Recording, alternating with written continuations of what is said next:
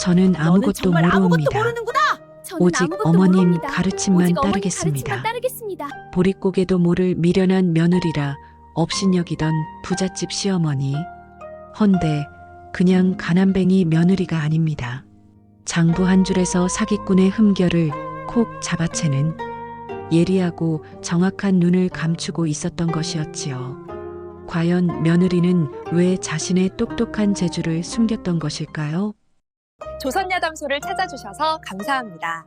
구독과 좋아요는 사랑입니다. 그럼 이야기 시작합니다. 옛날 옛적 충청도 공주 땅 깊은 골짜기에 연이라 불리는 훈장의 딸이 살고 있었습니다. 아버지에게 물려받은 것이라곤 낡은 붓 한 자루와 먹 한 덩이뿐이었으나 그 눈빛만큼은 산골 샘물처럼 맑고 깊은 처자였지요. 연아, 약속해다오. 시집 가서는 절대로 너의 재주를 드러내지 말거라. 시집을 하루 앞둔 밤, 기울어진 초가집 안방에서 어머니 김씨가 딸의 손을 꼭 붙잡고 있었는데 호롱불에 비친 어머니의 눈가에는 그렁그렁 고인 눈물이 금방이라도 쏟아질 듯 흔들리고 있었습니다. 바깥에서는 가을 귀뚜라미가 쉴 새 없이 울어대고 있었으나 좁은 방 안의 감도는 무거운 침묵 앞에서는 그 소리마저 아득하게 느껴졌지요. 그라는 며느리를 좋아할 시어머니는 이 세상 어디에도 없단다. 하물며 샘까지 밝으면 건방지고 주제를 모른다 하여 온갖 손가락질을 받게 되느니라. 어머니의 목소리는 다급했고 마디마디 힘이 실려 있었습니다. 시집살이에 등뼈가 휘도록 치이며 세상 풍파를 온몸으로 겪어온 어머니였기에 그 한마디 한마디에는 살을 애는 듯한 경험이 고스란히 녹아 있었습니다. 연희는 대답 대신 어머니의 거칠게 갈라진 손등을 조용히 어루만졌고 어머니는 그런 딸의 고운 손길에 입술이 파르르 떨리며 끝내 참았던 눈물 한 줄기를 흘리고 말았지요. 연희에게 글과 셈을 가르쳐준 사람은 다름 아닌 아버지 강훈장이었습니다. 마을 아이들에게 천자문을 가르치던 아버지는 유독 딸에게만큼은 남다른 정성을 쏟았는데 다른 집에서는 딸에게 바느질이나 가르쳤으나 강훈장은 어린 연희를 무릎에 앉히고 붙잡는 법부터 차근차근 일러주었습니다. 저녁이면 호롱불 아래 아버지와 나란히 앉아 장부 읽는 법을 배우던 시간이 연희에게는 세상에서 가장 따뜻하고 포근한 기억이었고 아버지의 무릎 위에서 먹가는 냄새를 맡으며 글씨를 따라 쓰던 그 순간들은 아무리 세월이 흘러도 잊을 수 없는 보물과도 같았지요. 연아, 먹빛을 잘 보거라. 좋은 먹은 짙어도 맑고 나쁜 먹은 옅어도 탁하니라. 사람 마음도 마찬가지란다. 아버지의 그 목소리가 아직도 귓가에 생생하게 남아 있었지만 그 다정한 아버지는 연희가 15 되던 해 겨울 기나긴 병칠의 끝에 세상을 떠나고 말았습니다. 임종자리에서 아버지는 앙상하게 마른 손으로 베갯머리에 놓아두었던 낡은 붓과 먹을 더듬더듬 찾아 딸의 손에 쥐어주었는데 먹을 넣어두던 작은 나무갑 안쪽에는 아버지가 가느다란 글씨로 새겨놓은 한 줄이 있었습니다. 눈은 보되 입은 닫고 손은 쓰되 공은 남에게. 연희는 아버지의 싸늘해져가는 손을 두 손으로 부여잡고 밤새 울었으며 장지로 나가는 상여를 배웅하면서도 그 낡은 붓과 먹만큼은 품에서 놓지 않았습니다. 그것은 아버지의 체온이 마지막으로 남아있는 유일한 물건이었고 세상에 홀로 남겨진 연희에게는 아버지의 품속이나 다름없는 것이었지요. 아버지가 떠난 뒤 연인의 살림은 그야말로 바람 앞에 등불이었습니다. 훈장의 녹봉이 끊기니 당장 끼니조차 잊기 어려워졌고 어머니는 삭바느질로 겨우겨우 입에 풀칠을 하며 하루하루를 버텨냈습니다. 연희 또한 새벽같이 일어나 산에서 나무를 캐고 냇가에서 빨래를 하며 어머니를 도왔는데 손에 물이 마를 날이 없었지만 불평 한마디 입 밖에 내지 않는 참한 딸이었습니다.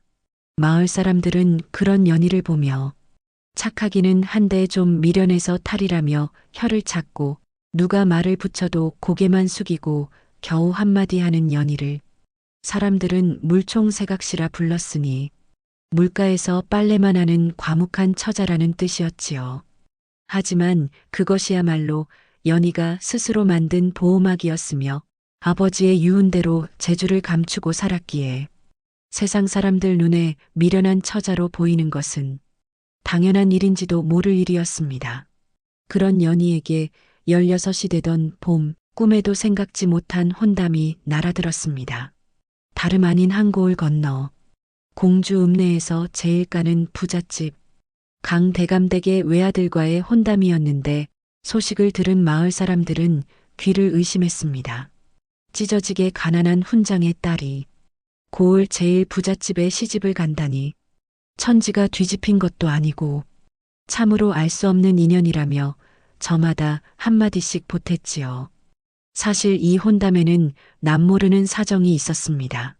강대감의 외아들 성호는 어릴 적 앓은 천연두 탓에 얼굴에 자국이 남아 여느 양반집 교수들은 혼담만 들어도 고개를 내저었던 것이었고 해를 넘기도록 혼처를 구하지 못하자 강대감댁에서는 어쩔 수 없이 가난한 집딸에게까지 혼담을 넓힌 것이었습니다. 연희의 어머니는 부잣집이라는 말에 한편으로는 마음이 놓였으나 그 집의 실세가 시어머니 정씨 부인이라는 소문을 듣고는 밤마다 가슴을 쓸어내리며 잠을 이루지 못하였습니다. 정씨 부인은 열길 물속고기의 마음까지 꿰뚫어 본다는 소문이 자자한 여인이었고 강대감댁의 곡간 열쇠부터 들녘의 소출과 장터의 쌀값까지 그녀의 손을 거치지 않는 것이 없었으며 한번 눈밖에 나면 영감마저도 꼼짝 못한다는 무서운 안주인이었지요. 마을 사람들은 그녀를 일러 여우마님이라 불렀는데 그 말 속에는 똑똑하다는 감탄과 무섭다는 두려움이 반반씩 뒤섞여 있었습니다. 홀레날 아침 풀잎마다 이슬이 송알송알 맺혀있던 초가집 마당에서 연희는 이웃에게 빌려온 홀레복을 입고 떨리는 다리로 서 있었고 어머니는 딸의 옷고름을 여며주며 입술을 악물고 있었습니다. 혼수라고는 아무것도 없었으니 연희의 품속에 들어있는 아버지의 낡은 붓과 먹이, 시집가는 딸의 전 재산이었고 그 초라한 보따리 하나가 어머니의 가슴을 칼로 도려내는 듯 아프게 만들었지요. 연아, 다시 한번 당부한다. 절대로 그라는 티를 내지 말거라.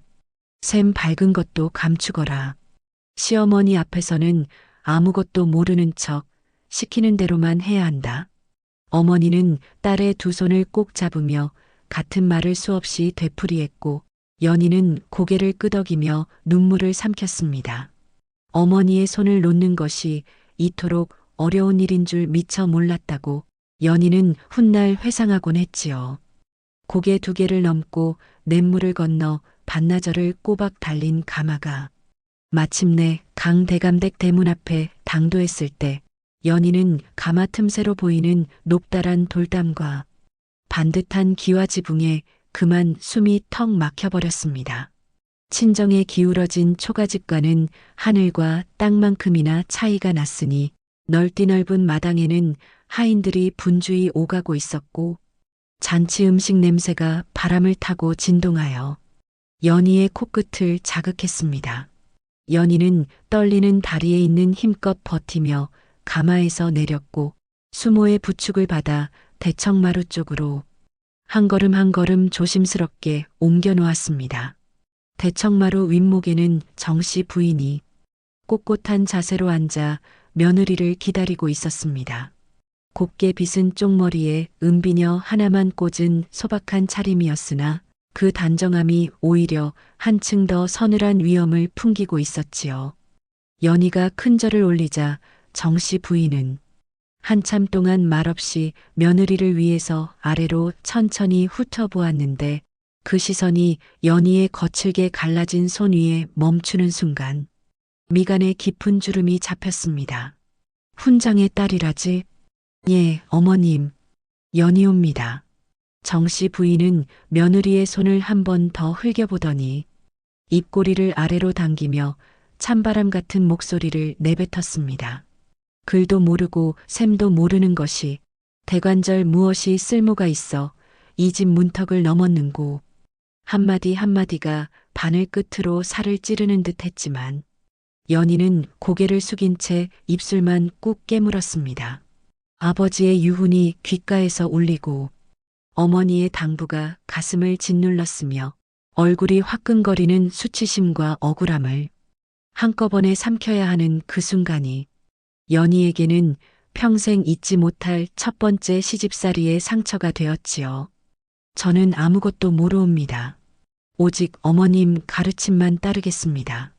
연희의 가느다란 대답에 정씨 부인의 눈빛이 잠깐 멈칫했으나 이내 코웃음을 치며 고개를 돌려버렸습니다. 혼례 잔치가 파하기도 전에 정씨 부인은 며느리를 다시 안방으로 불러들였습니다. 향 냄새가 은은하게 감도는 안방 윗목에 꼿꼿이 앉은 시어머니의 그림자가 호롱불 아래 벽 위로 길게 드리워져 있었고 그 그림자만으로도 연희는 온몸이 얼어붙는 듯한 위압감을 느꼈습니다. 듣거라. 이 집안 살림의 시작과 끝은 내가 쥐고 흔든다. 내가 제밥값을 하는지 못하는지는 내 눈이 가릴 것이니 쓸모가 있으면 남을 것이고 쓸모가 없으면 알아서 나가리리다. 내 따로 기회를 주지는 않을 터이니 그리 알 거라. 연희는 숨이 멎는 듯 했으나 떨리는 목소리를 가다듬어 간신히 대답했습니다. 어머님 시키시는 대로 따르겠사옵니다. 정씨 부인은 대답 없이 한참이나 며느리를 뚫어지게 바라보았는데 그 눈빛 깊은 곳에 무언가 복잡한 감정이 스치고 지나간 것을 연희는 알아채지 못하였습니다. 안방을 나온 연희는 마당 한 구석에 서 있는 남편 성우를 보았습니다. 얼굴에 천연두 자국이 먼저 눈에 들어왔으나 아내를 바라보는 눈빛만큼은 미안함과 안쓰러움이 가득한 선한 사내였지요. 성우는 아내에게 다가와 나지막한 목소리로 말을 건넸습니다. 어머니가 원래 그런 분이시오. 마음이 모진 것은 아니니 너무 겁먹지 마시오. 연희는 고개를 끄덕였으나 시어머니의 서리빨 같은 눈빛이 머릿속에서 지워지지 않아 가슴이 답답하기만 했습니다. 성우는 무어라 더 위로의 말을 건네려다 안방에서 들려오는 어머니의 기침소리에 화들짝 놀라 입을 다물었고 아내 앞에서조차 제 목소리를 내지 못하는 남편의 모습에 연희는 저 사람도 이 집에서 참으로 오래 눈치를 보며 살아왔구나 싶어 마음 한 구석이 저리도록 짠해졌습니다. 그날 밤 연희는 잠든 남편 곁에서 홀로 뜬 눈으로 앉아 품속에서 아버지의 붓과 먹을 조심스럽게 꺼냈습니다. 나무갑 뚜껑을 열자 아버지가 새겨놓은 글씨가 호롱불 아래 희미하게 빛났고 연희는 그 글씨 위에 손가락을 올려 한자 천천히 어루만지며 아버지의 얼굴을 떠올렸지요. 글씨를 가르쳐 주시던 아버지의 따뜻한 손길과 먹을 갈 때마다 나던 그윽한 냄새와 연희의 머리를 쓸어주시던 투박한 손바닥이 눈앞에 아른거렸습니다. 아버지, 저 잘할 수 있겠지요? 대답 없는 물음이 방안을 외롭게 맴돌았고 연희의 눈에서 뜨거운 눈물이 소리 없이 흘러내려 나무갑 위에 한 방울 뚝 떨어졌습니다. 가난한 친정에서 훈장 아버지의 무릎에 앉아 오손도손 붓을 잡던 그 따뜻한 시간은 이제 다시 돌아오지 않을 것이었고 연희 앞에는 여우마님이라 불리는 시어머니의 매서운 눈 아래에서 살아남아야 하는 나날이 기다리고 있었습니다. 한편 그 시각 안방에서는 정씨 부인이 홀로 앉아 곡간 장부를 펴놓고 있었습니다.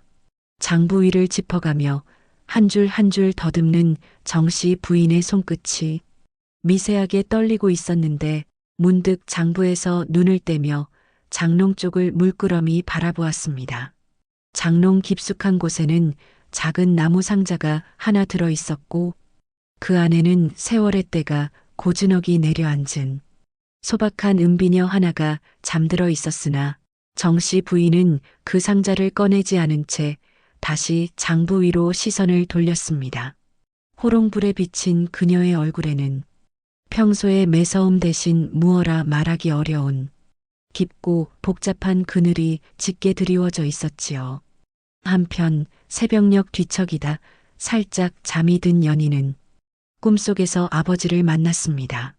아버지는 여전히 훈장복을 입고 서당 마루에 앉아 있었고 연희가 달려가 안기려 하자 아버지는 빙그레 웃으며 고개를 저었습니다. 아버지의 입이 무어라 말하는 듯 달싹거렸으나 목소리는 들리지 않았고 다만 아버지의 손가락이 가리키는 곳에는 붓과 먹이 놓여 있었습니다. 연희가 손을 뻗는 순간 꿈은 깨어졌고 잠결에 끌어안았던 나무갑의 모서리가 손바닥에 고스란히 전해져 왔습니다. 창호지 너머로 희뿌연 여명이 밀려들고 있었고 연희의 볼 위에는 잠결에 흘린 눈물 자국이 아직 마르지 않은 채 남아 있었지요. 이튿날 새벽 닭이 울기도 전에 연희는 자리에서 일어났습니다. 찬물에 세수를 하고 흐트러진 옷매무새를 단정하게 여민 뒤 보따리 속 아버지의 나무갑을 한번 꼭 쥐었다가 다시 깊이 넣어두었습니다. 마당으로 나서자 담장 너머 우물가에서 빨래하던 마을 아낙네들의 수군거림이 바람을 타고 연희의 귀에 스며들었습니다. 강대감댁세 며느리가 그 가난뱅이 훈장네 딸이래. 여우마님 성에 차겠어? 오래 못 버틸 거야. 저 거친 손 좀 봐. 부잣집 안방에 어울릴 손이 아니지. 연희는 귓전을 때리는 그 말들을 못 들은 척 고개를 숙이고 부엌 쪽으로 걸음을 옮겼습니다. 억울했지만 대꾸할 수도 없었고 얼굴이 달아올라 귓끝까지 벌겋게 익었으나 발걸음만큼은 흐트러지지 않으려 이를 악물었지요. 부엌에 당도한 연희는 아궁이 앞에 쪼그리고 앉아 불을 지폈습니다. 장작에 불이 붙으며 올라오는 매캐한 연기가 눈을 따갑게 적셨으나 연희는 그것이 연기 때문인지 서러움 때문인지 구분하지 않기로 했습니다. 이 집에서 살아남으려면 아버지의 유훈대로 눈은 크게 뜨되 입은 꼭 다물어야 했고 재주를 철저히 숨기는 것만이 무탈하게 뿌리를 내리는 유일한 길이라 여겼지요. 아궁이에 불길이 올라 솥이 달궈지기를 기다리는데 곳간 쪽에서 인기척이 났습니다. 고개를 돌려보니 이른 새벽부터 곳간 안으로 들어서는 정씨 부인의 뒷모습이 보였습니다. 시어머니는 곳간 선반 위에 놓인 두꺼운 장부를 꺼내 들고 넘기고 있었는데 손가락이 장부 위를 짚어가는 모습이 어찌나 빈틈없고 야무져 보이던지 연희는 저도 모르게 발걸음을 멈추고 말았습니다.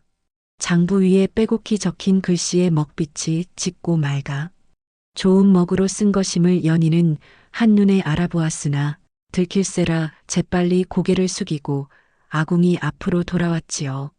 그때 등 뒤에서 서리빨 같은 목소리가 날아들었습니다. 아침 죽이 아직도 안 올라왔느냐? 이 집에서는 해 뜨기 전에 부엌일이 끝나야 하느니라.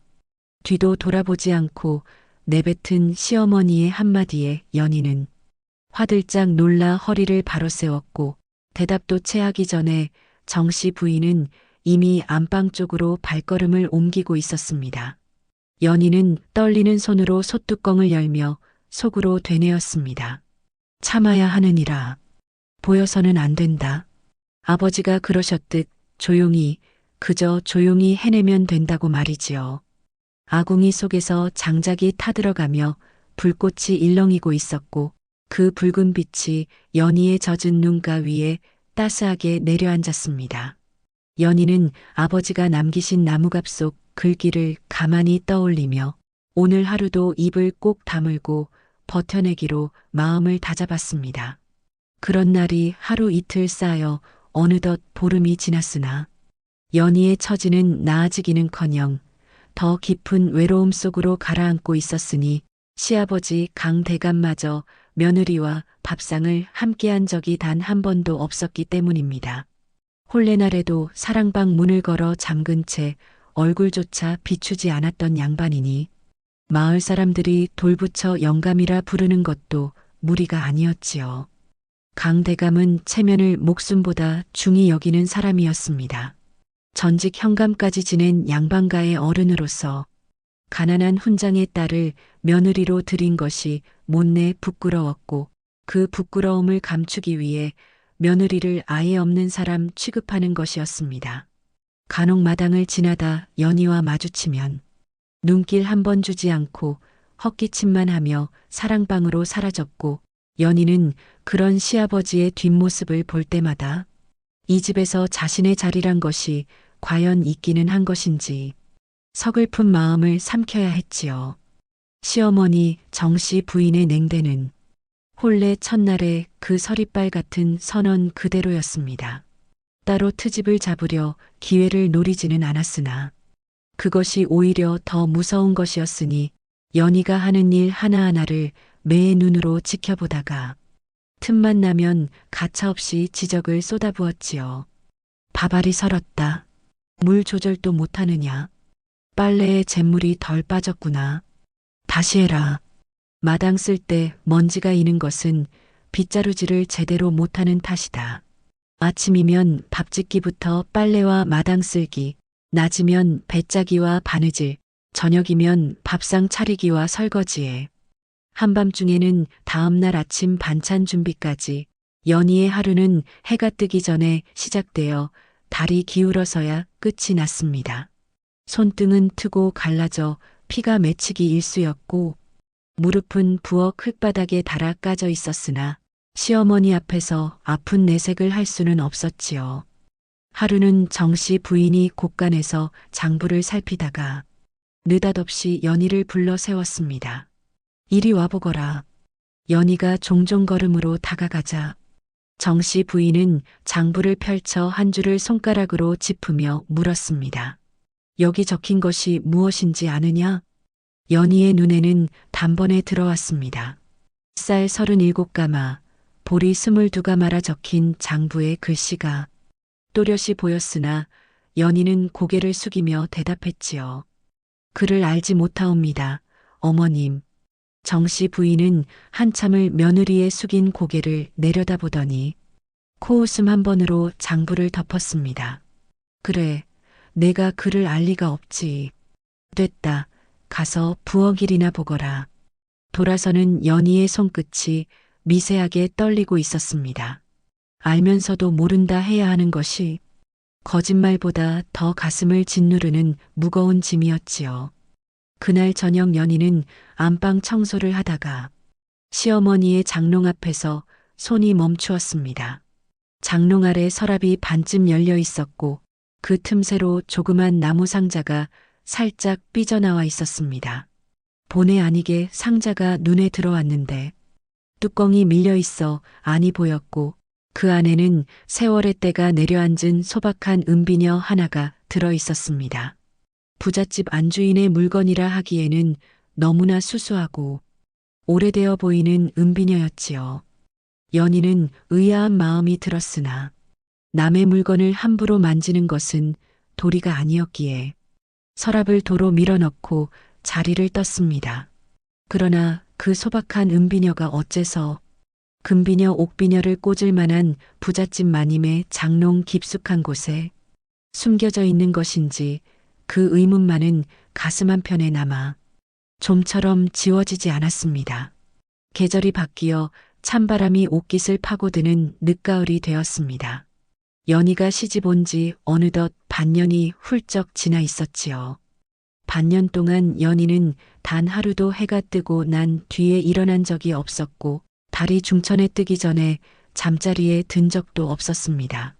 잠이 모자라 눈 밑에 그늘이 짙어졌으나 시어머니 앞에서는 언제나 반듯한 자세로 서 있었고 호된 꾸지람을 들어도 입술 한번 삐죽하지 않았지요. 어느 날은 이런 일도 있었습니다. 연희가 김장철에 쓸 배추를 절이느라 큰 독 앞에서 종일 소금을 뿌리고 있었는데 소금기가 트고 갈라진 손등에 스며들어 찌릿찌릿하게 아린 것을 참다 저도 모르게 작은 신음이 새어나오고 말았습니다. 하필 그 소리를 정씨 부인이 들었고 시어머니는 눈 하나 깜짝하지 않고 말했습니다. 소금에 쓰린 것도 못 참으면서 어디 시집살이를 하겠다는 게냐? 내가 이 집에 처음 왔을 때는 겨울에 맨손으로 빨래를 해도 입 밖에 소리 한 번 안 냈었느니라. 연희는 아프다는 말 대신 고개를 숙이고 다시 소금을 한 움큼 쥐었습니다.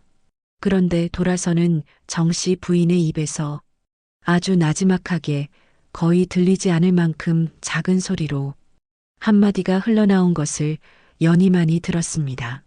저것도 참으니 아주 독하기는 하구나. 그 말이 꾸짖음이었는지 칭찬이었는지 연희로서는 알 길이 없었으나 시어머니의 목소리 끝에 묻어있던 미묘한 떨림이 가슴속에 오래도록 남았지요. 또 한 번은 이런 일이 있었습니다. 늦가을 비가 추적추적 내리던 날이었는데 연희가 마당에 널었던 빨래를 급히 걷어들이다가 발이 미끄러져 진흙탕에 넘어지고 말았습니다. 빨래 보따리가 흙탕물 위에 떨어져 엉망이 되었고 연희는 흙투성이가 된 채 주저앉아 있었지요. 그때 마침 안방 문을 열고 나오던 정씨 부인과 눈이 마주쳤습니다. 연희는 저도 모르게 움찔했고 당장 호통이 떨어질 것이라 몸을 잔뜩 웅크렸습니다. 그런데 정씨 부인은 한 발짝도 다가오지 않았습니다. 비에 젖은 며느리를 한참 내려다보더니 아무 말 없이 안방 문을 도로 닫아버렸지요. 호통도 없었고 도움도 없었으나 연희는 오히려 그 침묵이 더 무겁게 느껴졌습니다. 혼자 일어나 흙을 털고 다시 빨래를 헹구러 우물가로 향하는데 안방 쪽에서 정씨 부인이 하인에게 마당에 볏짚이라도 깔아놓거라. 미끄러우니 하고 시키는 소리가 빗소리 사이로 희미하게 들려왔습니다. 연희는 그 말을 듣고야 우물가에서 한참을 서서 빗물인지 눈물인지 모를 것이 볼을 타고 흘러내리는 것을 느꼈지요. 강대감댁 마당에 노란 은행잎이 수북이 쌓이던 어느 날 대문 밖에서 낯선 목소리가 울려 퍼졌습니다. 강대감 어른 계시오? 이웃 고을 조주부가 인사 올리러 왔소이다. 너글너글한 웃음기를 잔뜩 머금은 목소리였습니다. 대문이 열리고 들어선 사내는 비단 도포에 갓을 갖춰 쓴 번듯한 행색이었으나 눈알이 이리저리 굴러가며 집안 구석구석을 훑어보는 것이 첫눈에도 속이 깊지 못한 사람이라는 느낌이 들었지요. 조주부라 자칭한 그 사내는 본래 이웃 고을에서 떠돌며 돈놀이를 하던 자였는데 사람 좋은 얼굴 뒤에 뱀 같은 속셈을 감추고 양반가의 체면 심리를 이용하여 돈을 뜯어내는데 능한 자였습니다. 조 주부는 사랑방에서 강대감에게 절을 올리며 온갖 달콤한 말로 비위를 맞추었지요. 대감 어른의 높으신 덕망을 이웃 고을에서도 우러러 보고 있사옵니다. 소인이 크게 벌어들린 장사가 있사온데 대감 어른의 이름만 빌려주시면 2배, 3배의 이문이 돌아올 것입니다요. 체면을 중히 여기는 강대감은 제 이름이 높다는 말에 귀가 솔깃해져 객을 좋게 대하며 술상까지 내오라 시켰습니다. 부엌에서 술상을 준비하던 연희는 사랑방 쪽에서 흘러나오는 조 주부의 너글너글한 웃음소리를 들으며 왠지 모를 불안함에 가슴이 서늘해지는 것을 느꼈으나 며느리가 시아버지의 손님에 대해 이러쿵저러쿵 할 수는 없는 노릇이었지요. 그날 밤 연희가 사랑방 앞 툇마루를 닦고 있는데 방 안에서 강대감과 조주부가 나누는 대화 소리가 문풍지 틈새로 새어나왔습니다. 대감 어른, 여기에 수결만 넣어주시면 됩니다. 형식적인 보증 문서일 뿐이니 어렵게 생각하실 것 없사옵니다. 보증이라는 말에 연희의 귀가 쫑긋 세워졌습니다. 아버지에게 배운 것이 있었으니 보증이란 남의 빚을 대신 갚겠다는 약속이나 다름없었고 잘못되면 집안이 송두리째 날아갈 수도 있는 위험한 일이었지요. 연희는 가슴이 철렁 내려앉았으나 입을 열 수가 없었습니다. 며느리가 시아버지의 일에 끼어들면 건방지다는 호통은 물론이고 쫓겨날 수도 있었기에 연희는 이를 악물고 걸레만 꽉 움켜쥔 채 자리를 떠야 했습니다. 이불 속으로 돌아온 연희는 잠든 남편의 등을 바라보며 한숨을 삼켰습니다. 서방님, 시아버지께서 위험한 일을 하고 계신 것 같사옵니다. 그러나 성우는 돌아 누우며 지친 목소리로 답했지요. 아버지 일에 우리가 나서면 더 큰 화를 부르오. 어머니도 모르는 척 하시는데 우리가 뭘 할 수 있겠소. 성우의 말에도 일리는 있었으나 연희의 불안은 가시지 않았고 보따리 속 아버지의 나무갑이 손끝에 닿을 때마다 아버지의 유훈이 가슴속에서 묵직하게 울렸습니다. 눈은 보되 입은 닫고 손은 쓰되 공은 남에게. 하지만 눈을 크게 뜨고 보고만 있자니 그것이 정녕 옳은 일인지 연희는 알 수가 없었습니다. 조 주부는 그 뒤로도 한 달에 서너 번씩 강 대감댁을 드나들었습니다. 올 때마다 비싼 술과 귀한 약재를 선물로 가져왔고 강 대감은 점점 그 사내를 믿게 되었지요. 정씨 부인은 처음에는 그 사내를 탐탁지 않게 여겼으나 강 대감이 당신은 부엌일이나 보시오. 사내들 장사일에 여인네가 끼어드는 것이 아니외다 하고 면박을 주자 입을 다물고 말았습니다. 그 말에 정씨 부인의 눈가에 스친 이슬매짐이 분노였는지 서러움이었는지는 연희만이 보았고 연희는 그 순간 시어머니도 이 집에서 참고 살아온 세월이 자신 못지않게 길었을지 모른다는 생각이 문득 스치고 지나갔습니다. 겨울이 깊어갈수록 시어머니의 냉대는 여전했으나 어느 순간부터 미묘한 변화가 생기기 시작했습니다. 한밤중 빨래를 하다 손이 꽁꽁 얼어붙어 방망이를 놓친 연희가 부엌 아궁이 앞에서 숨을 호흡 불며 손을 녹이고 있을 때 정씨 부인이 아무 말 없이 미지근한 물 한 대접을 놓고 간 일이 있었습니다. 돌아보았을 때는 이미 시어머니의 뒷모습이 안방 쪽으로 사라지고 있었고 연희는 그 미지근한 물에 언손을 담그며 눈시울이 뜨거워지는 것을 참을 수 없었지요. 그것은 시집 온 이래 시어머니에게서 받은 첫 번째 온기였으며 차가운 겨울밤 아궁이 앞에서 연희의 가슴을 녹인 것은 활활 타오르는 장작불이 아니라 정씨 부인이 아무 말 없이 놓고 간 물 한 대접이었습니다. 며칠 뒤에는 더욱 가슴 저리는 일이 있었지요. 연희가 새벽에 우물물을 기르러 나갔다가 돌아와 보니 부엌 아궁이에 불이 미리 지펴져 있었습니다. 하인에게 물어보니 아무도 모른다 했으나 아궁이 앞에 놓인 부직갱이가 시어머니 방 쪽을 향해 비스듬히 놓여 있어 연희는 누가 이 불을 지펴 놓았는지 짐작할 수 있었습니다. 따뜻하게 달궈진 아궁이 앞에 앉아 연희의 코끝이 시큰해졌지만 그 온기에 대해 감사의 말을 건넬 수는 없었습니다.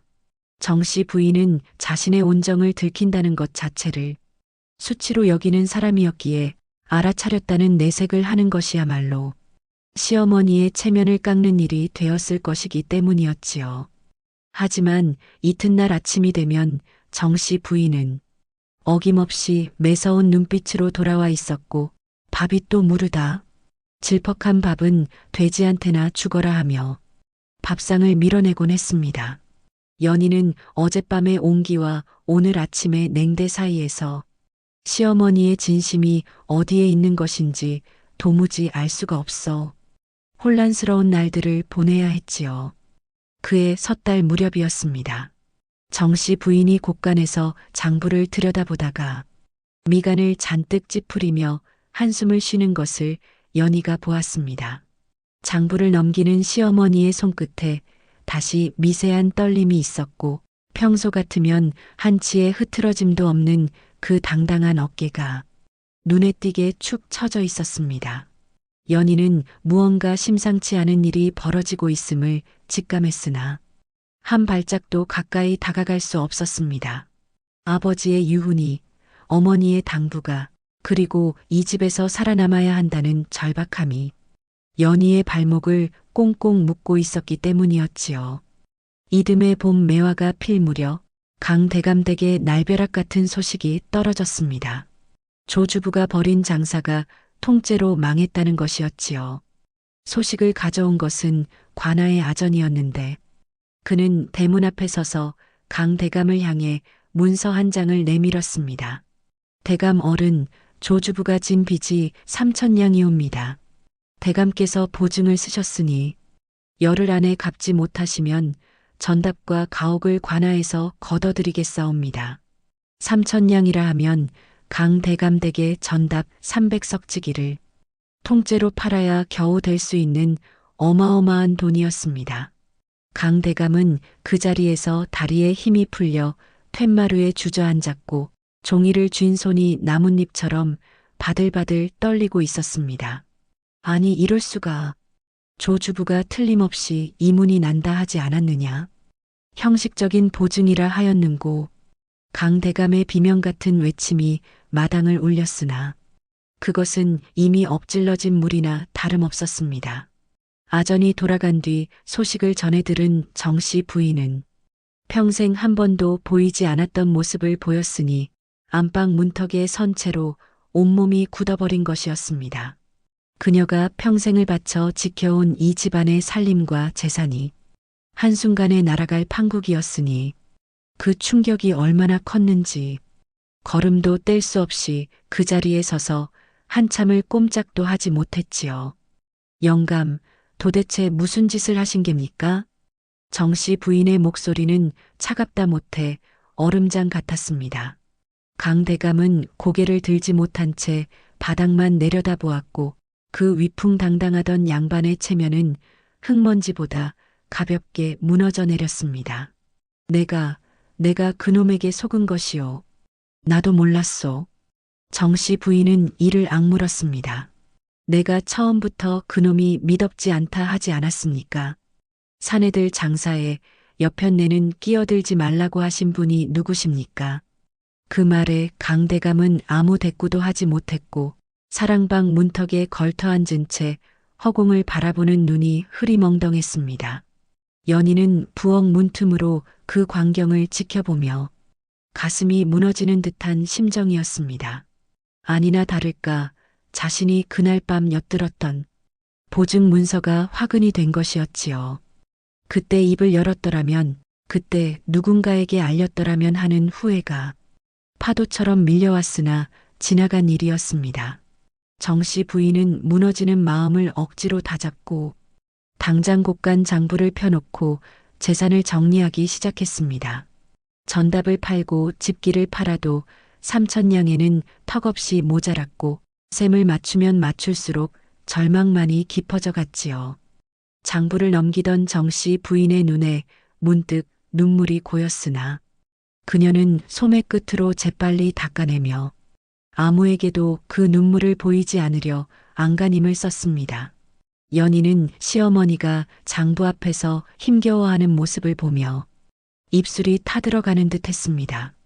그 장부의 글씨를 읽을 수 있었고 셈을 맞춰볼 수도 있었으나 입을 열었다가는 글을 안다는 것이 탈로 나는 것이고 그동안 미련한 척 속여온 것이 밝혀지면 거짓말쟁이라는 낙인까지 찍히게 되는 것이었습니다. 연희는 갈림길 앞에서 발이 붙은 듯 움직일 수가 없었지요. 열흘이라는 시간은 모래시계의 모래처럼 빠르게 흘러갔습니다. 강대감이 아는 양반 벗들에게 도움을 청하러 다녀보았으나 3,000냥이라는 돈 앞에서는 옛정도 체면도 아무런 소용이 없었습니다. 문전박대를 당하고 돌아온 강대감은 마당에 서서 하늘을 올려다보며 한마디를 내뱉었는데 그 짧은 한마디에 평생의 자존심이 고스란히 무너져 내리는 소리가 담겨 있었습니다. 이 집안을 내가 말아먹었구나. 강대감의 눈에서 생전 처음으로 눈물이 흘러내렸습니다. 그 모습을 멀찌감치 지켜보던 정씨 부인은 대청마루 기둥에 등을 기댄 채 눈을 질끈 감았습니다. 평생을 함께 산 남편이 저토록 무너지는 것을 보는 것은 제사를 도려내는 것보다 더한 고통이었으나 손쓸 방도가 없는 자신이 이 집안의 안주인이라는 것이 그저 원통할 따름이었지요. 그날 저녁 밥상을 올렸으나 아무도 수저를 들지 않았고 강 대감댁에는 먹장구름이 내려앉은 듯 숨막히는 침묵만이 집안 구석구석을 채우고 있었습니다.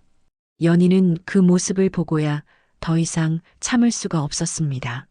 그날 밤 연희는 잠든 남편 곁에서 일어나 보따리 속 아버지의 나무갑을 꺼내 가슴에 품었습니다. 아버지의 유훈이 새겨진 글씨 위에 떨리는 손가락을 올려놓으며 한참을 고민한 끝에 연희는 드디어 결심했습니다. 이튿날 이른 아침 연희는 정씨 부인이 안방에 혼자 앉아 있는 틈을 보아 조심스럽게 안방 문 앞에 무릎을 꿇었습니다. 어머님, 한 말씀만 올려도 되겠사옵니까? 정씨 부인은 며느리를 흘겨보았습니다. 무엇이냐? 쓸데없는 소리라면 입을 다물거라. 연희는 떨리는 목소리를 가다듬으며 입을 열었습니다. 조주부가 가져왔던 보증 문서에 수상한 점이 있는 것 같사옵니다.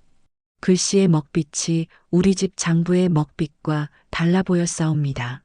순간 안방의 공기가 꽁꽁 얼어붙었습니다. 정씨 부인의 눈이 번쩍 뜨이더니 며느리를 향해 서리빨 같은 눈빛을 내리꽂았습니다. 지금 무슨 소리를 하는 게냐? 정씨 부인의 목소리가 낮게 깔리며 방 안을 가득 채웠습니다. 글도 모른다 했으면서 장부의 먹빛을 안다고? 보증 문서를 봤다고? 내가 감히 시아버지의 문서를 엿보았단 말이더냐? 연희는 고개를 바닥에 박으며 간절히 말했습니다. 어머님, 그것이 아니옵니다. 다만 먹빛이 달라 보여서. 말이 채 끝나기도 전에 정씨 부인이 벌떡 일어섰습니다. 방 안의 공기가 얼음장처럼 굳어버렸고 시어머니의 눈빛 한 번에 연희는 숨조차 쉴 수 없었지요. 감히 이 집에서 그를 아는 척하는 것이냐? 가난뱅이 훈장이 딸려내게 그를 가르쳐 놓으니 이런 건방진 꼴을 보는구나. 남편 체면에 아무 말 안 했더니만 지금 내가 무엇을 했는지 알기나 하느냐? 시아버지의 장사 문서를 몰래 엿본 며느리가 세상에 어디 있더냐? 정씨 부인의 호통은 사시나무 떨듯 연희의 온몸을 흔들었습니다. 연희는 다시 한번 바닥에 이마를 대며 말했으나 목소리는 이미 울먹임으로 가득 젖어 있었습니다. 어머님, 송구하옵니다. 다만 이 집안이 무너지는 것을 보고만 있을 수가 없어서. 됐다. 내까지 것이 이 집안 걱정을 할 위인이더냐. 썩 물러가거라. 다시는 내 앞에서 장분이 먹비치니 하는 소리를 입에 담지 말거라. 연희는 떨리는 무릎을 간신히 추스르며 비틀거리듯 안방을 나왔습니다. 마당을 지나는 연희의 어깨가 가늘게 떨리고 있었고 숨죽여 흐르는 눈물이 턱을 타고 저고리 깃에 떨어졌습니다. 연희는 부엌 한 구석에 쪼그리고 앉아 꺼져가는 아궁이 불씨를 바라보며 나지막이 중얼거렸습니다. 아버지, 제가 입을 열었는데 아무도 들어주지 않습니다. 아버지가 살아계셨다면 어찌하셨을까요? 대답 없는 아궁이 앞에서 연희의 어깨만 가늘게 들썩이고 있었지요. 문 밖에서 그 모습을 지켜보던 남편 성호는 주먹을 불끈 쥐었으나 이내 힘없이 풀어버렸습니다. 아내를 향한 어머니의 호통이 제 가슴에 박힌 못처럼 쑤셨으나 어머니에게 대들 용기는 끝내 나지 않았고 그 비겁한 자신이 너무도 부끄러워 사랑방 문을 닫고 홀로 이마를 짚으며 한숨만 내쉬었습니다. 성호는 사랑방 벽에 등을 기대고 앉아 아내가 시집 온 뒤 반년 동안 해온 일들을 떠올렸습니다. 새벽마다 아궁이에 불을 지피던 손, 밤마다 바느질하던 손, 한 번도 불평 없이 어머니의 호통을 견뎌온 그 가늘고 거친 손이 오늘 제 눈앞에서 호통을 당했는데 자신은 아무것도 하지 못했습니다. 성우는 벽을 향해 이마를 찌우며 나지막이 중얼거렸지요. 나는 왜 이리 쓸모가 없는 것인가. 그 중얼거림은 아무에게도 닿지 못한 채 어두운 사랑방 안에서 공허하게 흩어지고 말았습니다. 그로부터 사흘이 지난 뒤 관아에서 다시 아전이 찾아왔습니다. 기한이 닷새 남았사옵니다. 갚지 못하시면 전답은 물론이고 가옥까지 관아에서 압수하겠사옵니다. 강 대감은 이제 아전 앞에서 고개조차 들지 못했고 정씨 부인은 안방에서 장부를 부여잡은 채 눈을 질끈 감고 있었습니다. 그녀가 평생을 바쳐 지키고 불려온 재산이 열흘 만에 모래성처럼 무너져 내리고 있었으니 그 참담한 심정이야 이루 말로 다할 수 없었지요. 정씨 부인은 마지막 수를 두기 위해 직접 조주부를 찾아 나섰습니다. 평생 집안 살림만 하던 여인이 혼자 가마도 타지 않고 걸어서 이웃 고을로 향한 것이었지요. 날이 밝기도 전에 집을 나선 정씨 부인의 등에는 평소의 당당함 대신 절박함이 짙게 내려앉아 있었습니다. 이웃 고을 장터와 주막을 샅샅이 뒤졌으나 조주부는 이미 흔적도 없이 사라진 뒤였고 주막집 주모에게 물어보아도 벌써 보름 전에 짐을 빼고 떠났다는 말뿐이었습니다. 장터에서 만난 늙은 보부상이 정씨 부인을 알아보고 안타까운 얼굴로 말을 건넸습니다. 조주부라고? 그 사기꾼을 찾고 계시오? 그놈 처음부터 장사할 생각이 없었소. 강 대감댁 전답을 노리고 보증을 꾸민 것이라 하더이다. 벌써 서너 집이 그놈한테 당했다는 소문이 파다하오. 처음부터 꾸며진 사기였던 것입니다. 정씨 부인은 장터 한가운데서 다리에 힘이 풀려 주저앉을 뻔했으나 이를 악물고 버텼습니다. 평생 남에게 약한 모습을 보인 적 없는 여인이었기에 장터 복판에서 무너질 수는 없었지만 돌아서는 순간 입술을 너무 세게 깨물어 피가 배어 나오는 것을 정씨 부인 자신도 알지 못하였지요.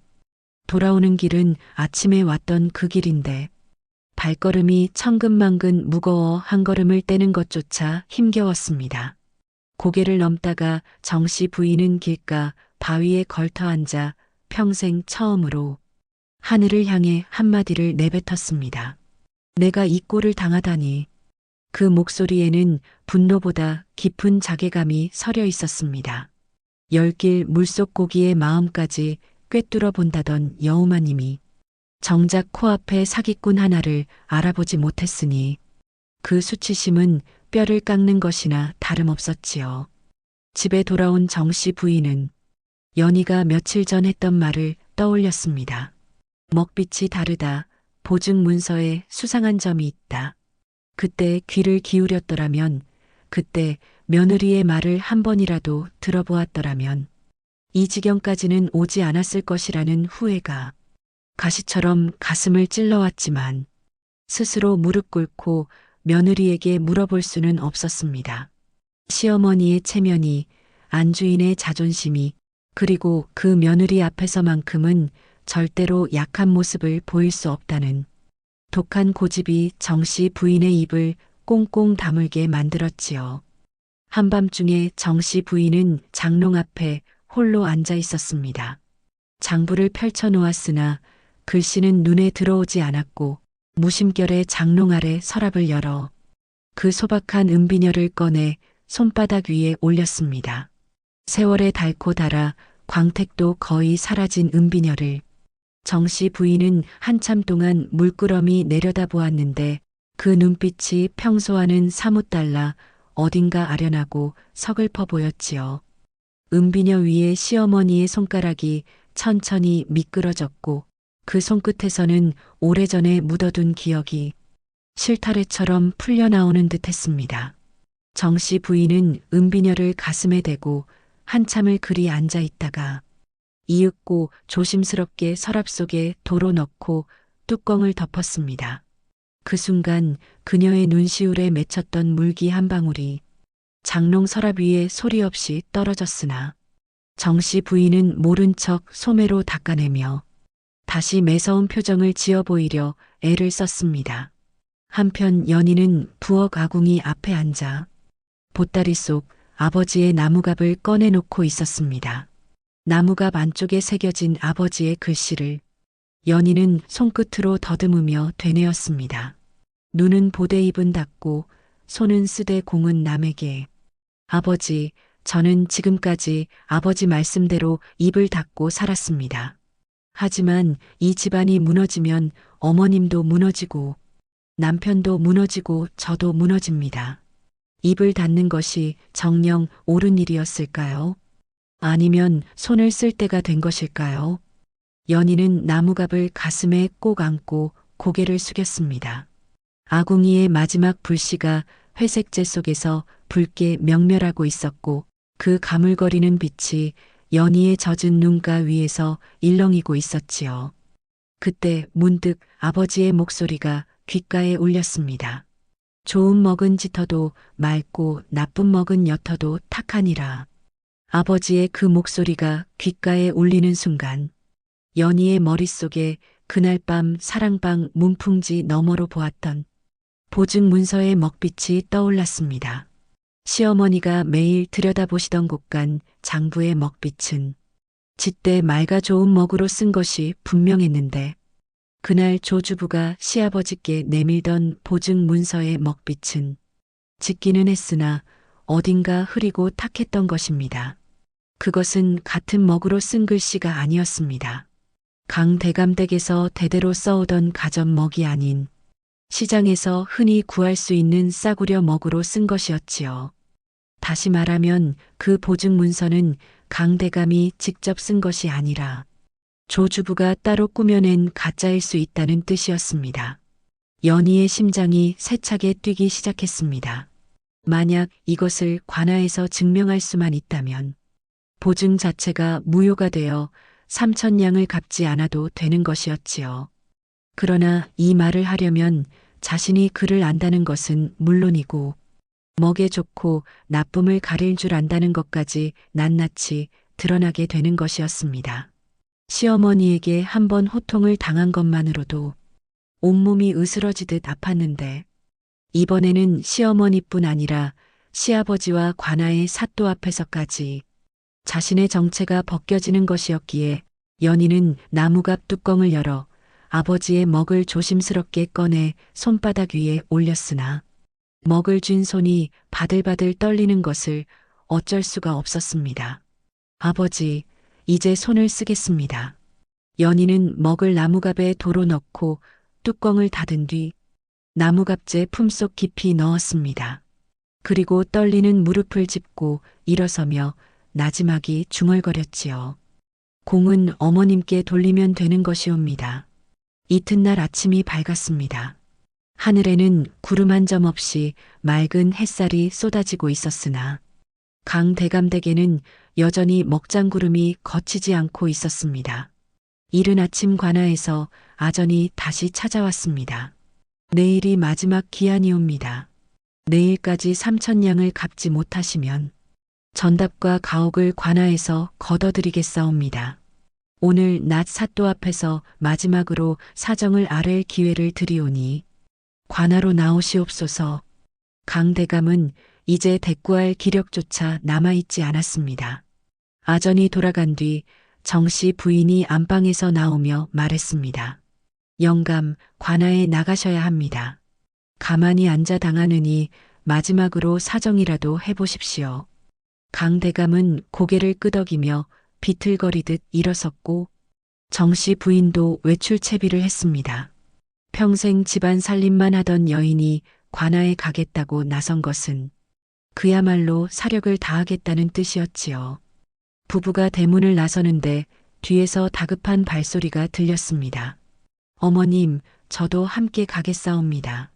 연희였습니다. 정씨 부인은 돌아보며 차갑게 말했지요. 내가 관아에 가서 무엇을 하겠단 게냐? 어머님 곁에서 심부름이라도 하겠사옵니다. 연희의 목소리는 나지막했으나 떨림 없이 또렷했고 정씨 부인은 한참을 며느리의 눈을 들여다보다가 아무 말 없이 고개를 돌렸습니다. 거절도 허락도 아닌 그 침묵을 연희는 허락으로 받아들이고 세 사람은 말없이 관아를 향해 걸음을 옮겼지요. 관아 마당에 당도하니 이미 여러 백성들이 모여 있었습니다. 빚 문제로 불려온 것은 강 대감뿐이 아니었으니 조 주부에게 당한 사람이 한둘이 아니라는 소문이 사실이었던 것입니다. 강 대감 부부가 마당 한쪽에 자리를 잡고 서자 사또가 당상에 올라 심리를 시작했습니다. 사또는 50줄에 접어든 듯한 위험 있는 양반으로 눈빛이 칼날처럼 날카로웠지요. 강 대감은 들으라. 조 주부가 진 빚 3,000냥에 대한 보증을 섰으니 기한 내 갚지 못하면 전답과 가옥을 관하에서 걷어들릴 것이다. 혹 할 말이 있거든 아래거라. 강 대감은 무릎을 꿇고 고개를 조아렸으나 떨리는 목소리로 겨우 한마디를 내뱉는 것이 전부였습니다. 사또 나으리 소인이 그놈에게 속은 것이옵니다. 형식적인 보증이라 했을 뿐 3,000냥이라니 꿈에도 몰랐사옵니다. 사또는 보증 문서를 펼쳐들며 말했습니다. 여기 대감의 수결이 찍혀 있지 않은가. 속았다 하여도 수결을 넣은 이상 법도 앞에서는 소용이 없느니라. 강 대감의 고개가 땅에 닿을 듯 떨궈졌고 정씨 부인은 입술을 새하얗게 물어뜯으며 주먹을 불끈 쥐었으나 여인의 몸으로 관아 앞에서 할 수 있는 것은 아무것도 없었습니다. 그때였습니다. 마당 뒤쪽에서 한 여인이 조용히 앞으로 나왔습니다. 사또 나으리 아랠 말씀이 있사옵니다. 연이었습니다. 관아 마당에 모인 사람들이 일제히 고개를 돌렸고 강 대감은 기겁하며 눈을 부릅떴습니다. 정씨 부인의 얼굴이 순식간에 경직되었지요. 사또가 미간을 찌푸리며 물었습니다. 너는 누구인게냐? 여인의 몸으로 심리에 나서다니 예법에 어긋나는 줄 모르느냐?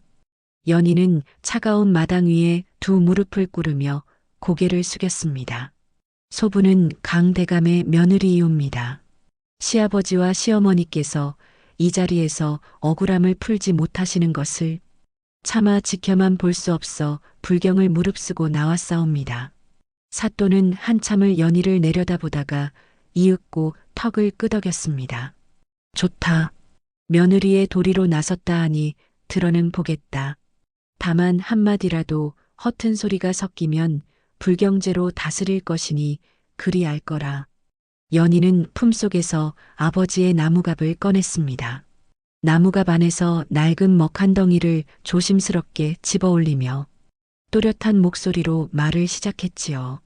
사또 나으리, 저 보증 문서에 쓰인 먹빛을 자세히 살펴주시옵소서. 문서의 글씨는 짙대빛이 탁하옵니다. 이것은 시장에서 흔히 구하는 싸구려 먹으로 쓴 것이옵니다. 사또가 보증 문서를 가까이 들여다보았고 연희는 이어서 말했습니다.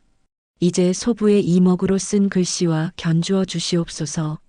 좋은 먹은 짙어도 맑고 나쁜 먹은 옅어도 탁한 것이 먹을 아는 자라면 한눈에 알 수 있사옵니다. 연희가 나무갑 안에 붓에 먹을 묻혀 관아 마당의 널판 위에 두어 글자를 또박또박 써보이자 사또의 눈이 번쩍 빛났습니다. 보증 문서의 글씨와 연희가 쓴 글씨의 먹빛은 나란히 놓고 보니 확연히 달랐던 것이지요. 강 대감댁은 선대부터 좋은 먹을 사용했사옵니다. 시어머니께서 매일 쓰시는 곳간 장부의 먹빛도 짙대 맑사온데 저 보증 문서의 먹빛은 탁하여 같은 집에서 나온 글씨가 아니옵니다. 시아버지께서 직접 쓰셨다면 우리 집 먹으로 쓰셨을 터인지라 저 문서는 다른 곳의 먹으로 꾸며진 것이 확실하옵니다. 사또가 아전을 시켜 강 대감댁의 곳간 장부를 가져오게 했고 장부와 보증 문서를 나란히 놓고 비교한 결과 먹빛의 차이가 확연했습니다. 사또의 미간이 깊어지더니 보증 문서를 다시 한번 꼼꼼히 살피며 말했지요. 과연 먹빛이 다르구나. 그뿐 아니라 수결 위에 먹이 번진 흔적이 있으니 이것은 본래 문서 위에 다른 종이를 덧대어 베껴 찍은 것으로 보이느니라.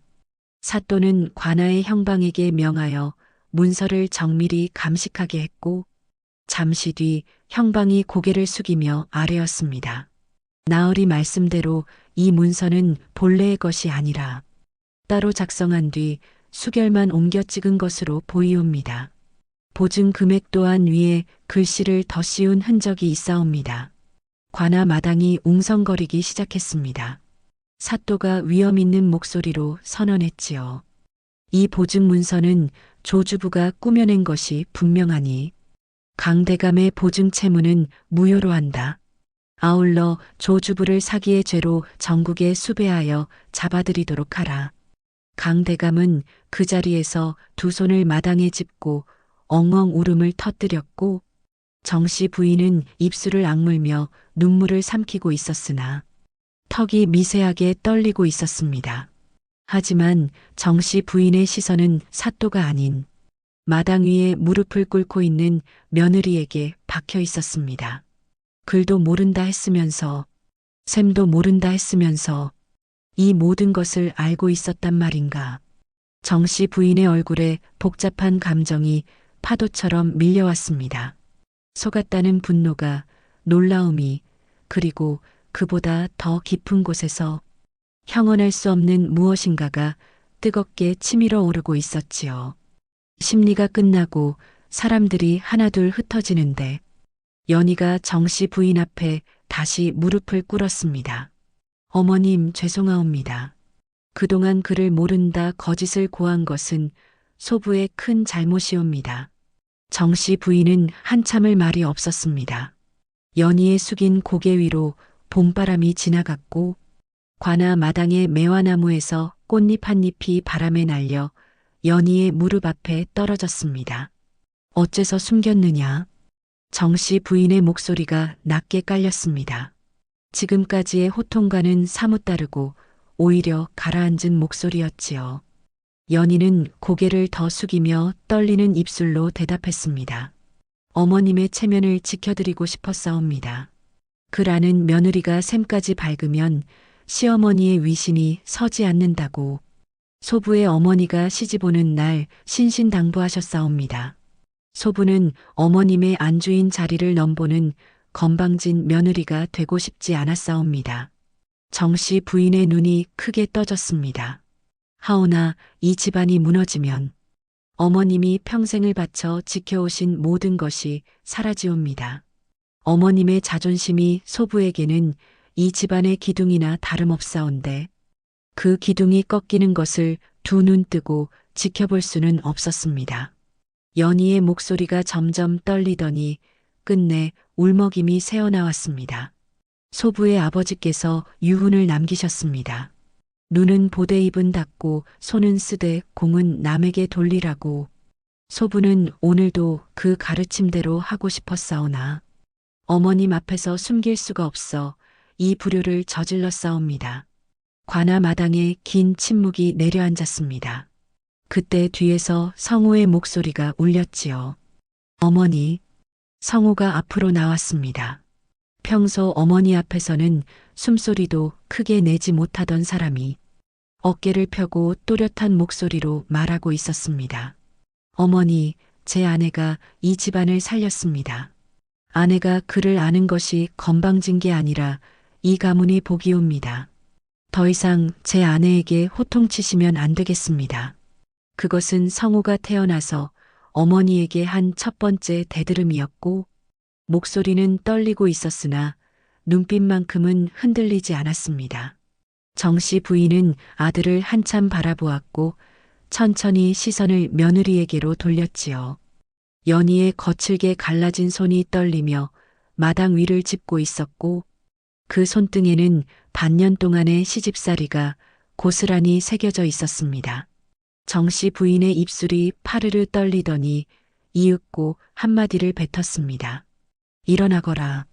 연희가 고개를 들자 정씨 부인의 눈가에 그렁그렁 맺혀있던 눈물이 볼을 타고 줄줄이 흘러내리고 있었습니다. 여우마님이라 불리던 그 철벽 같은 여인의 눈물을 그 자리에 있던 누구도 본 적이 없었지요. 정씨 부인은 아무 말 없이 돌아서서 관아를 나섰고 연희는 시어머니의 등을 바라보며 그 작아진 어깨가 미세하게 떨리는 것을 보았습니다. 관아 문을 나서는 시어머니의 뒷모습은 그동안 연희가 알던 서리빨 같은 안주인이 아니라 무언가 무거운 짐을 오래도록 홀로 지고 온 한 여인의 것이었지요. 그날 이후 강 대감댁에는 묘한 고요가 찾아왔습니다. 삼천냥의 빚은 사라졌고 전답과 가옥은 무사히 지켜졌으나 집안 식구들 사이에는 말로 표현하기 어려운 어색한 기류가 안개처럼 드리워져 있었지요. 강 대감은 며느리 덕에 살림을 건졌다는 사실이 부끄러워 여전히 사랑방에만 틀어박혀 나오지 않았고 성우는 관아에서의 일 이후 어머니 앞에 서면 예전보다 어깨를 펴고 있었으나 어머니와 아내 사이를 어떻게 풀어야 할지 막막하기만 했습니다. 가장 달라진 것은 정씨 부인이었습니다. 관아에서 돌아온 뒤 시어머니는 사흘 동안 안방에서 나오지 않았습니다. 밥상을 들여놓아도 숟가락을 대지 않았고 하인이 문 밖에서 여쭈어도 대답이 없었지요. 연희는 시어머니의 안부가 걱정되어 새끼 밥상을 정성스럽게 차려 안방 문 앞에 놓았고 밥상이 그대로 돌아올 때마다 가슴이 저렸으나 문을 두드리지는 못하였습니다. 시어머니가 스스로 문을 열 때까지 기다리는 것이 연희가 할 수 있는 유일한 도리라 여겼기 때문이었지요. 나흘째 되는 날 이른 새벽이었습니다. 연희가 부엌에서 아침 죽을 쓰고 있는데 안방 쪽에서 가느다란 기척이 들렸습니다. 고개를 돌리자 안방 문이 반쯤 열려 있었고 문틈 사이로 정씨 부인이 연희를 바라보고 있었습니다. 들어오거라. 잠긴 목소리였습니다. 연희는 솥뚜껑을 조심스럽게 덮은 뒤 두 손을 앞치마에 닫고 안방으로 들어가 시어머니 앞에 무릎을 꿇었습니다. 안방 안은 사흘간 닫혀있던 탓에 공기가 무거웠고 호롱불 대신 창호지를 통해 들어오는 여명의 빛만이 방 안을 희뿌옇게 채우고 있었습니다. 정씨 부인은 장롱 앞에 앉아 있었는데 무릎 위에 작은 나무 상자 하나를 올려놓고 있었지요. 연희는 그 상자를 보는 순간 가슴이 뜨끔했습니다. 시집 온 지 얼마 안 되어 장롱 서랍에서 보았던 바로 그 상자였고 그 안에는 세월의 때가 내려앉은 소박한 은비녀가 잠들어 있었던 것이었지요. 정씨 부인은 한참 동안 입을 열지 않았습니다. 창호지 너머로 새벽빛이 조금씩 밝아지면서 시어머니의 얼굴에 드리워진 그늘이 서서히 거쳐갔는데 그 밑으로 드러난 얼굴에는 평소의 매서움이 온데간데 없이 무언가를 삼키고 또 삼켜온 오랜 세월의 주름만이 깊게 패여 있었습니다. 연아. 시어머니가 연희의 이름을 불렀습니다. 시집 온 이래 단 한 번도 이름으로 불러준 적이 없던 시어머니가 처음으로 며느리의 이름을 입에 올린 것이었지요. 연희는 놀라 고개를 들었고 시어머니의 눈과 마주쳤습니다. 그 눈에는 서리빨이 아니라 오래도록 꾹꾹 눌러왔던 무언가가 둑이 무너지듯 차오르고 있었습니다. 내 너에게 할 말이 있구나. 정씨 부인은 무릎 위의 상자를 천천히 열었습니다. 상자 안에서 낡은 은비녀가 여명빛을 받아 희미하게 빛났고 정씨 부인은 그것을 조심스럽게 집어 손바닥 위에 올렸습니다. 이것이 무엇인지 아느냐? 연희는 고개를 숙이며 대답했습니다. 전에 한 번 뵌 적이 있사옵니다. 어머님의 은비녀이신 줄로만 알고 있었사옵니다. 정씨 부인은 쓸쓸한 웃음을 흘렸습니다. 그 웃음에는 평소의 날카로움이 아닌 한없는 자조가 서려 있었지요. 이것은 내가 이 집에 시집 올 때 가져온 전부였단다. 연희의 눈이 커졌습니다. 정씨 부인은 은비녀를 어루만지며 천천히 입을 열었지요. 내가 열길 물속 고기의 마음까지 꿰뚫어 본다고들 하더구나. 여우마님이라 불린 것도 알고 있다. 하지만 아무도 모르는 것이 있지. 나도 너처럼 가난한 집 딸이었단다. 연희는 숨이 멎는 듯 했습니다. 정씨 부인의 목소리는 가늘게 떨리고 있었으나 한 글자 한 글자에 무게를 담아 또박또박 이어갔습니다. 우리 아버지는 목수였다. 글은커녕 제 이름 석자도 제대로 못 쓰는 분이셨지. 손이 크시고 마음이 넉넉한 분이셨으나 그것으로는 살림을 일으킬 수 없었고 내가 시집 올 때 어머니가 쥐어준 것이라고는 이 은비녀 하나뿐이었단다. 정씨 부인은 은비녀를 바라보며 먼 곳을 응시했습니다. 시집 와서 받은 구박이 너보다 덜하지 않았다. 가난뱅이 목수의 딸이 감히 양반가에 들어왔다고 시어머니에게 날마다 매를 맞았고 그를 모르니 곶간 쌀이 빠져나가도 알 길이 없었지. 그래서 이를 악물고 혼자 그를 익혔단다. 밤마다 부엌 아궁이 불빛에 의지해서 종이 대신 제 위에 손가락으로 글씨를 쓰며 배웠으니 아궁이 앞에서 보낸 밤이 수백은 넘을 게다. 연희의 눈에서 눈물이 쏟아지기 시작했습니다. 시어머니가 매일 곶간 장부 앞에서 보여주던 그 빈틈없는 모습이 하루아침에 갖춰진 것이 아니라 수백 밤의 눈물과 이를 악물어온 세월의 결과였다는 것을 연희는 비로소 알게 된 것이지요. 그런데 내가 이 집에 왔을 때 내가 무엇을 보았는지 아느냐? 정씨 부인의 목소리가 떨렸습니다. 거칠게 갈라진 손, 고개를 숙이고 아무 말도 못하는 과묵한 처자, 가난한 집에서 시집온 며느리. 그것은 30년 전의 나였다.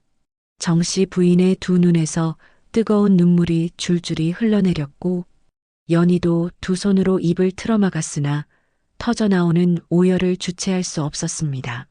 내 너를 미워한 게 아니란다. 정씨 부인은 소매 끝으로 눈물을 닦으려 했으나 닦이지 않아. 그냥 흘리는 대로 두며 말을 이었습니다. 내 옛 모습이 보여서 무서웠던 것이다. 내가 나처럼 깔리고 짓밟힐까봐 일부러 단단하게 만들려고 했는데 그게 미움이 되어버렸구나. 정씨 부인의 어깨가 가늘게 떨리고 있었고 여우마님이라 불리던 철벽 같은 여인이 며느리 앞에서 눈물을 감추지 않는 것은 평생 처음 있는 일이었습니다. 내가 관아에서 한 말이 자꾸 귓가에서 맴돈다. 어머님의 체면을 지켜드리고 싶었다고. 너는 내가 때리고 호통을 쳐도 한마디 원망 없이 이 늙은 것의 자존심을 지켜주려 했단 말이냐. 연희는 고개를 들어 시어머니의 눈을 바라보았습니다. 눈물이 볼 위를 타고 쉴 새 없이 흘러내리는 가운데에서도 연희의 목소리는 또렷했지요. 어머님, 소부는 한 번도 어머님을 원망한 적이 없사옵니다. 어머님은 이 집안을 지키시느라 얼마나 혼자서 무거운 짐을 지셨사옵니까? 소부의 어머니도 시집살이에 등뼈가 휘도록 치이며 사셨기에 그 마음을 조금은 알 것 같사옵니다. 정씨 부인은 더 이상 말을 잇지 못하고 떨리는 손으로 은비녀를 집어 연희의 손 위에 올려놓았습니다. 이것은 내가 시집 올 때 가져온 유일한 혼수란다. 이제 내 것이다. 연희는 고개를 저었습니다. 어머님, 이것은 어머님의 것이옵니다. 소부는 받을 수 없사옵니다. 정씨 부인은 연희의 손을 두 손으로 감싸주며 말했습니다. 그 손은 시어머니의 손이라기보다 먼 길을 함께 걸어온 한 여인의 손 같았지요. 내가 이 집에 시집 올 때 가져온 것이 아비의 붓과 먹이었고 내가 이 집에 시집 올 때 가져온 것이 이 은비녀였다. 가난한 집딸이 시집가며 품에 넣어온 것은 물건이 아니라 마음이란 것을 이제야 알겠구나. 그러니 받아다오. 연희는 은비녀를 두 손으로 받아 가슴에 품었고 시어머니와 며느리는 서로의 손을 꼭 잡은 채 한참을 울었습니다.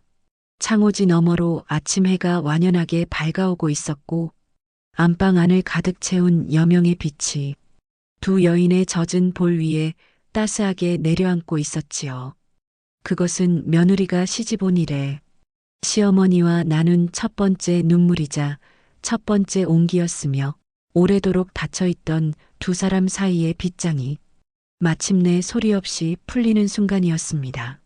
문 밖에서 그 울음소리를 듣고 있던 성호는 뜨거운 것이 볼을 타고 흘러내리는 것을 느끼며 소리 없이 고개를 숙였습니다.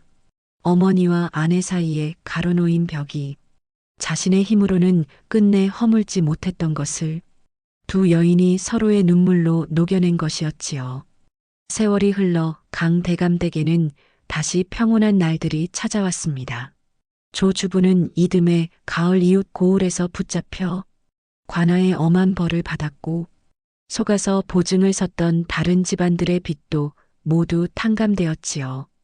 강대감은 그 일을 계기로 사랑방에서만 글을 읽던 습관을 버리고 직접 곡간 장부를 들여다보기 시작했으며 며느리를 볼 때마다 헛기침을 하던 버릇도 어느새 줄어들었습니다. 체면을 내세우기보다 가족의 마음을 살피는 것이 진짜 어른의 도리라는 것을 늦게나마 깨달은 것이었지요. 정씨 부인은 더 이상 며느리에게 호통을 치지 않았습니다. 대신 곡간 장부를 내밀며 이렇게 말했지요. 오늘부터 장부 관리는 내가 맡거라. 내 눈이 어두워져서가 아니라 이 집 살림을 믿고 맡길 수 있는 사람이 생겼으니 하는 소리다. 연희는 그 말에 눈시울이 뜨거워졌으나 웃음으로 대답했습니다. 어머님, 장부는 함께 보겠사옵니다. 어머님의 눈은 아직 이 고을 어느 누구보다 밝으시옵니다. 정씨 부인은 콧잔등이 시큰해지는 것을 참으며 고개를 돌려버렸으나 돌아선 입가에는 평생 처음 보는 부드러운 미소가 번지고 있었지요. 그로부터 10년이 훌쩍 지났습니다. 연희는 강대감댁의 살림을 맡아 전답의 소출을 늘리고 곡간을 넉넉하게 채웠으며 이웃 고을에까지 현명한 안주인이라는 칭송이 자자했지요. 하지만 연희는 시어머니가 곁에 있을 때면 언제나 한 발짝 뒤에 서서 정씨 부인의 체면을 먼저 세워주었고 장부에 새로운 것을 기록할 때면 반드시 시어머니에게 먼저 엿준 뒤에 붓을 들었습니다. 아버지의 유훈을 연희는 끝내 저버리지 않았던 것이지요. 어느 늦가을이었습니다. 정씨 부인이 병석에 누운 지 보름이 지나고 있었습니다. 한때 열길 물속 고기의 마음까지 꿰뚫어 본다던 여우마님의 기력이 가을 낙엽처럼 하루하루 떨어져 가고 있었지요. 연희는 시어머니 곁을 한시도 떠나지 않았습니다. 시어머니의 이마에 맺힌 땀을 닦아내고 따뜻한 미음을 한 숟갈씩 떠올리며 밤낮으로 간호했는데 지친 기색 하나 내비치지 않는 며느리를 보며 정씨 부인은 가느다란 목소리로 말했습니다. 연아, 그만 좀 쉬거라. 내가 쓰러지면 이 집안이 또 흔들린다. 어머님 곁에 있는 것이 소부는 편하옵니다. 연희가 시어머니의 이불 끝을 여미며 대답하자 정씨 부인은 눈을 감고 한참을 가만히 있다가 앙상하게 마른 손을 뻗어 며느리의 손을 잡았습니다. 거칠게 갈라졌던 연희의 손은 10년 세월 동안 더 거칠어져 있었으나 그 손이 지켜온 것들의 무게를 정씨 부인은 알고 있었지요. 연아, 예, 어머님. 내가 처음 이 집에 시집 왔을 때 아궁이 제 위에 손가락으로 글씨를 쓰며 이를 악물던 그 밤들이 아직도 생생하구나. 정씨 부인의 목소리가 점점 가늘어지고 있었습니다. 그때 누군가 내 손을 잡아주는 사람이 있었다면 내가 그토록 모질어지지는 않았을 텐데. 연희는 시어머니의 손을 더 꼭 쥐며 고개를 저었습니다. 어머님은 모진 것이 아니옵니다. 이 집안을 지키시느라 홀로 단단해지셔야 했던 것이옵니다. 정씨 부인의 눈에서 맑은 눈물이 흘러내려 베갯머리를 적셨고 가느다란 입술이 달싹이더니 나지막한 목소리가 새어나왔습니다. 내 딸아. 연희는 그 한마디에 참았던 울음이 터져나와 시어머니의 가슴에 얼굴을 묻고 오열했습니다. 정씨 부인의 앙상한 손이 며느리의 머리카락을 천천히 쓸어내렸고 그 손길은 시어머니의 손이 아니라 어머니의 손이었습니다. 안방 밖에서 그 울음소리를 듣고 있던 성우가 문 앞에 주저앉아 두 손으로 얼굴을 감싸 쥐었고 담장 너머 은행나무에서 노란 잎이 하나둘 날려 마당 위에 소리 없이 내려앉고 있었지요. 정씨 부인은 그 겨울을 넘기고 이듬해 봄 매화가 필 무렵 조용히 눈을 감았습니다. 임종 자리에서 연희의 손을 꼭 잡고 있던 시어머니의 얼굴에는 평생의 매서움 대신 오직 고요한 평안만이 깃들어 있었고 그 모습은 처음 시집오던 날 보았던 서리빨 같은 안주인이 아니라 먼 길을 걸어온 뒤 비로소 쉬게 된 한 어머니의 얼굴이었지요. 장롱 위에 놓인 은비녀와 연희의 보따리 속 낡은 먹은 가난한 집딸들이 시집올 때 품에 넣어온 전부였으나 그 안에 담긴 마음의 무게는 금은 보화로도 살 수 없는 것이었습니다. 세상은 열길 물속 고기의 마음은 안다 하면서도 한길 며느리의 지혜는 알아보지 못했으나 정작 보아야 할 것은 지혜가 아니라 그 지혜를 감추면서까지 지키고자 했던 며느리의 마음이었던 것이지요. 옛말에 나은 정보다 기른 정이 깊다 하였으나 이 이야기가 전하는 것은 그보다 한 걸음 더 나아가 상대의 체면을 지켜주는 마음이야말로 세상에서 가장 깊고 어른스러운 효심이라는 것이었습니다. 오늘 이야기 마음에 깊은 울림이 있으셨는지요? 구독과 좋아요로 소중한 인연이 이어졌으면 합니다. 여러분의 따뜻한 마음에 가슴 뭉클한 사연으로 정성껏 보답하겠습니다. 지금 어느 지역에서 함께하고 계신지 편하게 댓글로 말씀 주시면 감사한 마음 담아 반갑게 인사 올리겠습니다. 댁내에 늘 평안